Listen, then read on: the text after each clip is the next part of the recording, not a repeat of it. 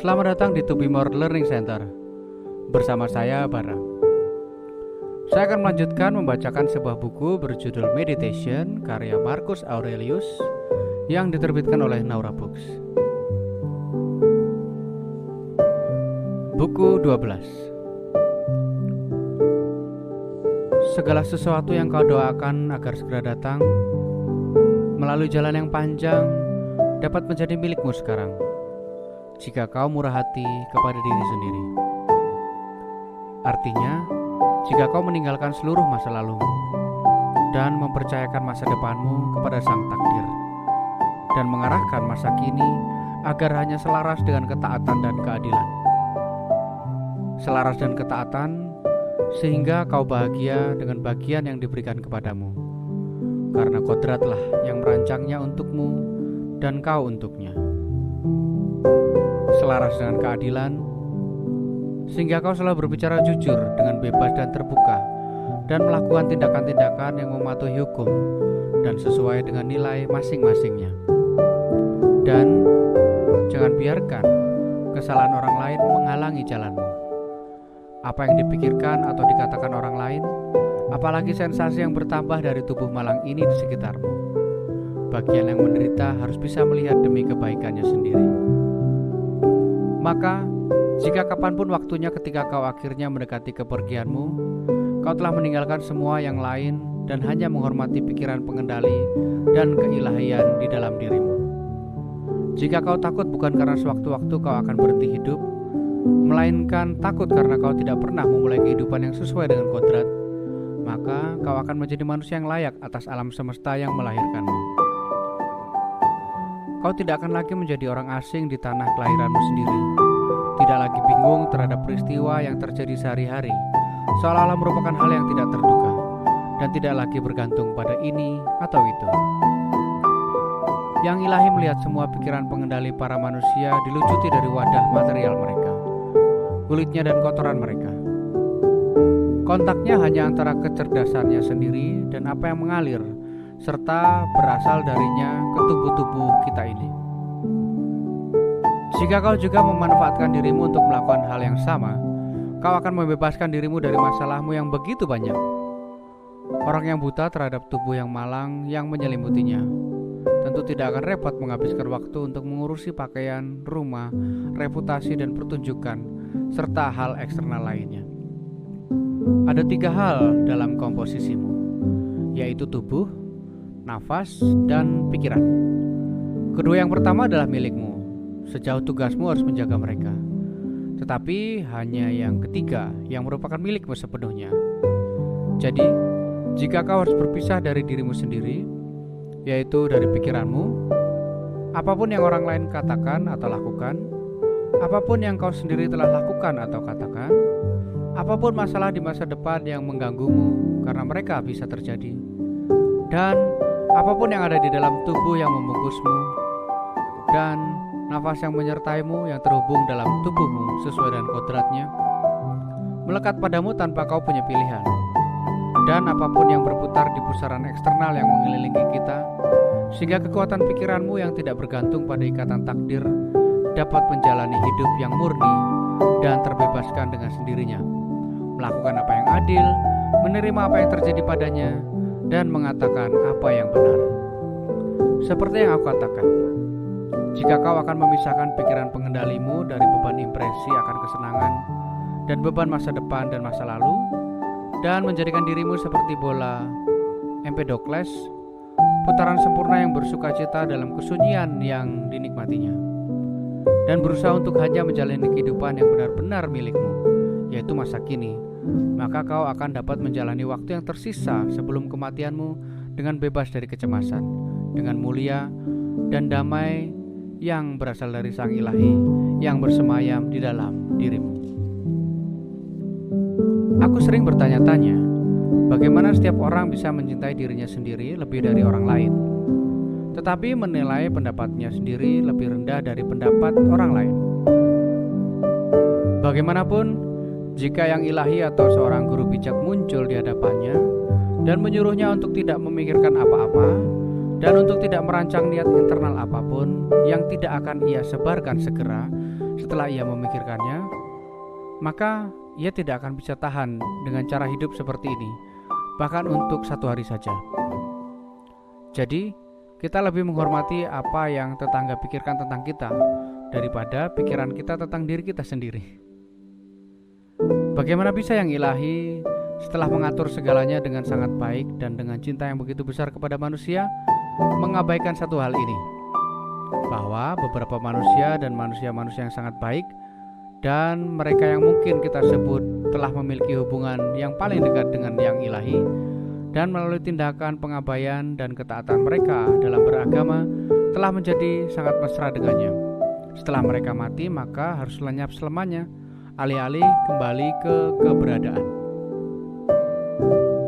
Jika ini masalahnya, yakinlah bahwa jika yang seharusnya terjadi adalah sebaliknya, maka yang ilahi akan membuatnya sebaliknya. Karena jika itu benar, maka itu juga yang mungkin terjadi. Dan jika sesuai dengan kodrat, maka kodrat akan membawanya kembali. Namun, karena tidak demikian, jika memang faktanya tidak demikian, yakinlah bahwa seharusnya memang bukan yang sebaliknya yang terjadi. Karena bahkan kau dapat melihatnya sendiri, bahwa dalam mengajukan pertanyaan lancang ini, kau mencari perkara dengan yang ilahi.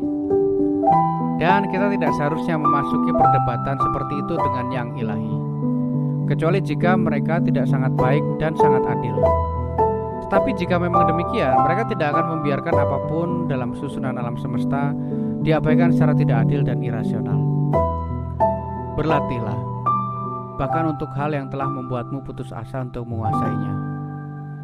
Bahkan, tangan kiri yang canggung melakukan sebagian besar tugas akibat kurangnya latihan, tetap dapat memiliki cengkeraman yang lebih kuat pada kekang dibandingkan tangan kanan. Hal ini perlu dipraktikkan. Pikirkan seseorang harus berada dalam kondisi tubuh dan jiwa yang seperti apa ketika kematian menimpanya. Dan pikirkan singkatnya hidup, luasnya jurang waktu di masa depan dan masa lalu yang tak terbatas, kelemahan semua hal yang berbentuk materi. Renungkan penyebab yang terbuka dari penutupnya, tujuan tindakan-tindakannya. Pikirkan apa itu rasa sakit, apa itu kesenangan, kematian dan ketenaran. Siapa baginya penyebab keresahannya sendiri. Renungkan bagaimana tidak ada orang yang dihalangi oleh orang lain, dan bahwa segala sesuatu adalah opini. Dalam penerapan prinsipmu, kau harus seperti petinju, bukan gladiator. Jika gladiator menjatuhkan pedang yang ia gunakan, maka ia akan terbunuh. Tetapi petinju selalu memiliki tangannya dan hanya perlu mengepalkannya. Coba lihat segala sesuatu apa adanya. Analisis bahan materi, bentuk, dan tujuannya. Sebenar-benarnya kebebasan yang harus dilakukan manusia hanya apa yang dikehendaki yang ilahi, dan untuk menyambut semua yang diberikan yang ilahi kepadanya. Mengenai apapun yang terjadi sesuai dengan kodrat, kita tidak boleh menyalahkan yang ilahi, karena mereka tidak melakukan kesalahan, baik dengan kehendak atau tidak. Jangan menyalahkan manusia juga karena semua kesalahan mereka tidak dikehendaki. Jadi, tidak ada seorang pun yang harus disalahkan. Betapa menggelikan dan sungguh seperti orang asing di dunia ini, jika ada manusia yang hidup juga terkejut dengan segala sesuatu yang dialami dalam hidup. Entah ada takdir yang memaksa dan perintah yang teramat kuat, atau takdir yang terbuka untuk doa, atau kekacauan tanpa tujuan dan arah. Jika ada keharusan yang teramat kuat, mengapa kau menolaknya? Jika takdir mengakui ketenangan doa, buatlah dirimu layak untuk bantuan yang ilahi. Jika ada kekacauan tanpa pemberi arahan, bersyukurlah bahwa dalam pusaran seperti itu, kau memiliki pikiran pengendalimu sendiri. Dan bahkan jika banjir menghanyutkanmu, biarkan ia mengambil tubuhmu yang malang, napasmu yang malang, dan yang lainnya. Setidaknya itu akan membawa pikiranmu. Apakah cahaya lampu bersinar tanpa kehilangan sinarnya sampai padam? Dan akankah kebenaran di dalam dirimu serta keadilan dan pengendalian diri padam sebelum waktumu berakhir? Jika seseorang memberikan kesan bahwa ia telah melakukan kesalahan, bagaimana aku tahu bahwa itu memang tindakan yang salah? Dan bahkan jika ia memang melakukan kesalahan, Bagaimana aku tahu bahwa ia belum menyalahkan dirinya sendiri, yang setara dengan melukai wajahnya sendiri?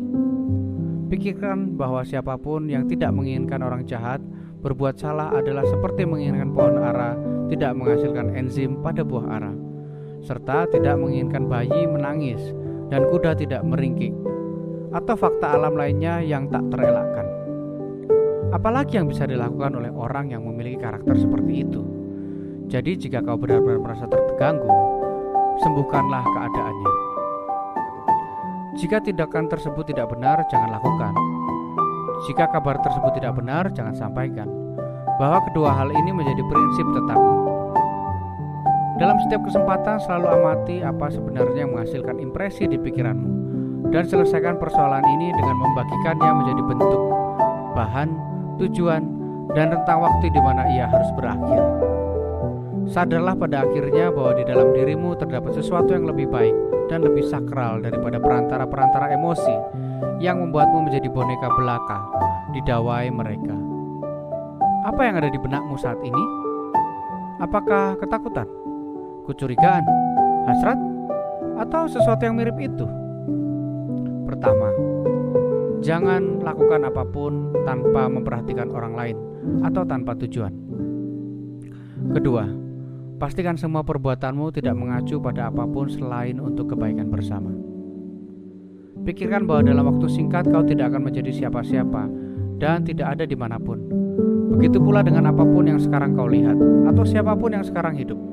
Segala sesuatu diciptakan oleh kodrat untuk berubah, binasa, dan ditransformasikan, sehingga dalam kelanjutannya hal-hal yang berbeda dapat tercipta. Pikirkan bahwa semuanya adalah opini, dan itu ada di bawah kendali pikiranmu sendiri.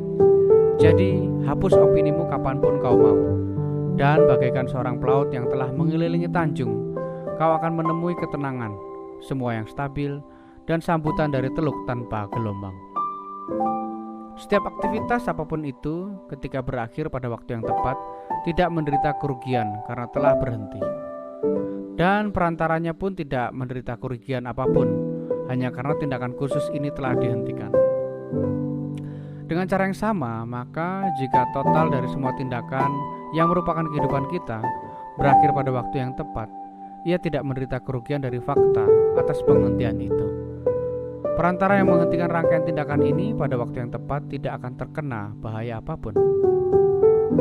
Waktu dan periodenya ditetapkan oleh kodrat. Terkadang kodrat manusia sendiri seperti di masa tua, tetapi kodrat keseluruhan melalui perubahan bagian-bagian penyusunnya terus membuat seluruh dunia selalu muda dan segar. Segala sesuatu yang bermanfaat bagi keseluruhan selalu baik dan matang.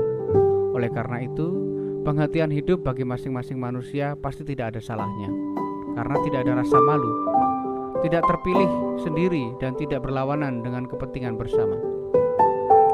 Ini baik karena jatuh pada waktunya, memberi manfaat dan selaras dengan keseluruhan. Demikian pula manusia dalam gerakannya mengikuti yang ilahi dan dituntun oleh kehendakmu menuju jalannya. Sesungguhnya ia dibimbing oleh yang ilahi. Ada 3 prinsip yang harus kau perhatikan. Pertama, dalam tindakan-tindakanmu jangan lakukan apapun tanpa memikirkan orang lain atau selain yang akan dilakukan diri sendiri oleh keadilan. Dalam kejadian eksternal, baik kebetulan atau takdir sedang bekerja, dan seseorang seharusnya tidak menyalahkan kebetulan atau mendakwa takdir. Kedua, pikirkan kodrat masing-masing makhluk, semua dari pembuahan hingga saat ia menerima jiwanya, dan penerimaan sebuah jiwa hingga penyerahannya kembali. Unsur-unsur apa yang membentuk konstitusi setiap makhluk, dan akan menjadi apa hasil dari pemisahannya. Ketiga, jika kau tiba-tiba diangkat ke tempat yang sangat tinggi di atas bumi, kau dapat memandang semua aktivitas manusia di bawah dan mengamati semua variasinya. Kau akan membencinya, karena pada saat yang bersamaan pandanganmu akan mencakup juga sejumlah besar ruh-ruh sekitarnya yang memenuhi udara dan langit. Pikirkan bahwa sesering apapun kau diangkat, kau akan melihat hal-hal yang sama, bentuk dan kefanaan yang sama. Apakah kita layak bersikap angkuh atas objek-objek ini? Singkirkan prasangka, maka kau akan selamat. Dan siapa yang bisa menghalangimu untuk menyingkirkan prasangka ini? Ketika kau merasa cemas terhadap sesuatu, kau telah melupakan sejumlah hal ini. Kau telah lupa bahwa kau menjadi sesuatu yang sesuai dengan kodrat dari keseluruhan, bahwa kesalahan seseorang itu tidak ada artinya bagimu. Selanjutnya, bahwa segala sesuatu yang terjadi selalu demikian di masa lalu akan sama lagi di masa depan, dan terjadi saat ini di seluruh dunia. Bahwa betapa eratnya hubungan kekerabatan seseorang seluruh umat manusia, karena ini adalah satu komunitas pikiran, bukan ikitan darah atau benih. Dan kau telah melupakan ini juga, bahwa pikiran setiap manusia adalah bagian ilahi yang merupakan aliran dari yang ilahi, bahwa tidak ada yang menjadi milik manusia sendiri, tetapi bahkan anaknya, tubuhnya, dan jiwanya sendiri berasal dari yang ilahi, bahwa segala sesuatu adalah opini yang dibentuk oleh pikiran kita. Dan terakhir, bahwa setiap manusia hanya hidup di masa kini, dan ia hanya kehilangan masa kini. Terus menerus ingatkan dirimu. Orang-orang selalu mengeluh tentang apapun. Orang-orang yang menarik perhatian setelah mencapai puncak kemenangan atau bencana atau permusuhan atau jenis nasib baik lainnya. Lalu berpikirlah, di mana mereka semua sekarang? Menjadi asap, abu, dongeng, atau bahkan bukan dongeng. Dan biarkan segala hal yang semacam itu juga ada di benakmu. Fabius Catulinus tinggal di rumah di pedesaannya. Lucius Lupus di taman kotanya. Stertinus di Baiae, Tiberius di Capri, dan Valius Rufus, dan umumnya mengerjakan apapun yang dihubungkan dengan kesombongan diri. Pikirkan betapa tidak berharganya segala sesuatu yang diperjuangkan dengan keras oleh para manusia, dan betapa akan lebih bijak bagi manusia untuk menggunakan materi yang diberikan kepadanya untuk menunjukkan dirinya sendiri adalah manusia yang adil, sederhana, dan patuh kepada yang ilahi. Kebanggaan yang membanggakan diri atas kebebasan dari kebanggaan adalah hal yang paling sulit ditanggung. Kepada mereka yang bertanya, di manakah kau telah melihat sang ilahi? Atau dari mana kau yakin akan keberadaan mereka yang membawamu kepada penyembahan mereka? Jawabku pertama, mereka sebenarnya terlihat bahkan oleh mata kita. Kedua, aku tidak bisa melihat jiwaku sendiri, tetapi aku menghormatinya. Demikian pula, seiring dengan setiap pengalamanku akan kekuasaan yang ilahi dari waktu ke waktu, aku yakin mereka ada dan aku menyembah mereka. Keselamatan hidup bergantung pada pengenalan setiap objek secara menyeluruh. Apa hakikatnya, terbuat dari materi apa, dan sebab akibatnya. Dengan segenap jiwamu untuk bertindak dengan adil dan mengatakan kebenaran, yang tersisa hanya kenikmatan menjalani keberlanjutan yang saling berhubungan dalam berbuat baik dengan tidak ada celah sedikit pun di antara mereka. Sinar matahari tetap satu, meski jalurnya dipatahkan oleh tembok, gunung, dan rintangan lain yang tak terhitung banyaknya. Substansi umum tetap satu, meskipun dibagi menjadi tubuh yang tak terhitung banyaknya, dengan kualitas khususnya masing-masing. Jiwa yang hidup tetap satu, meskipun dibagi menjadi spesies yang tak terhitung banyaknya yang memiliki keterbatasan masing-masing. Jiwa yang cerdas tetap satu, meskipun tampak terbagi.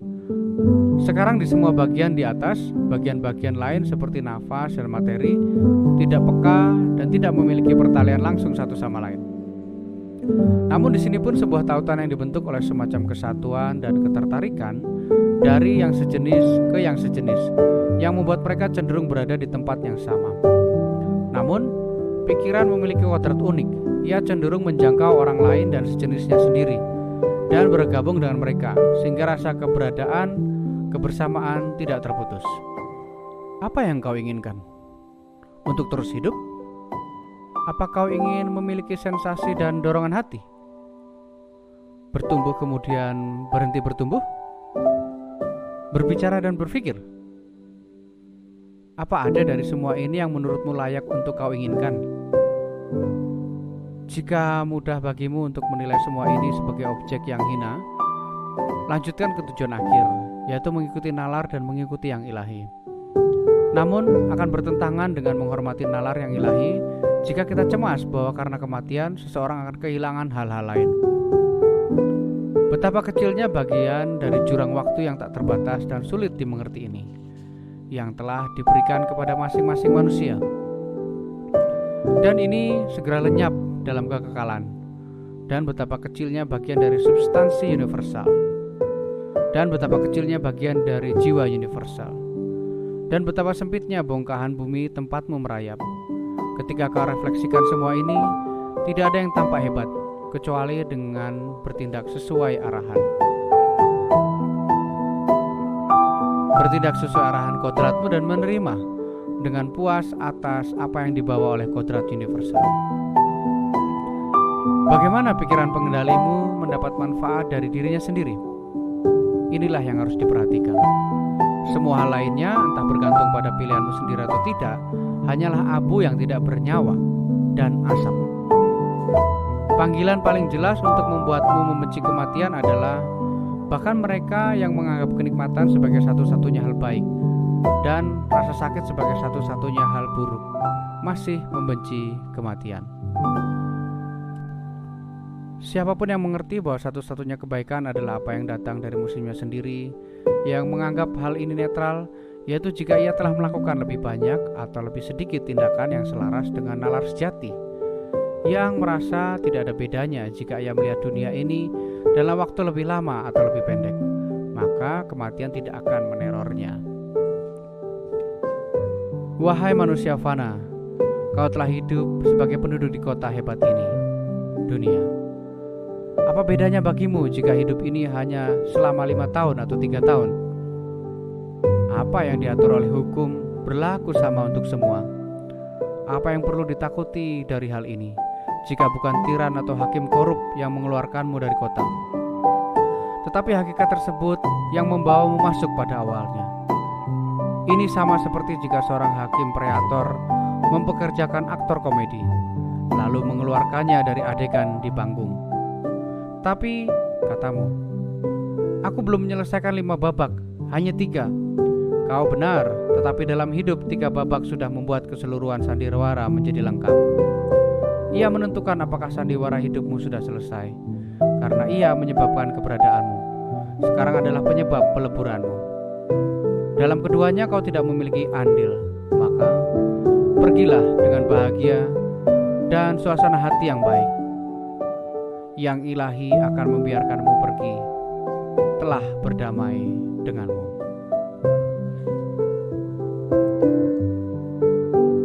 Buku Meditation karya Marcus Aurelius selesai.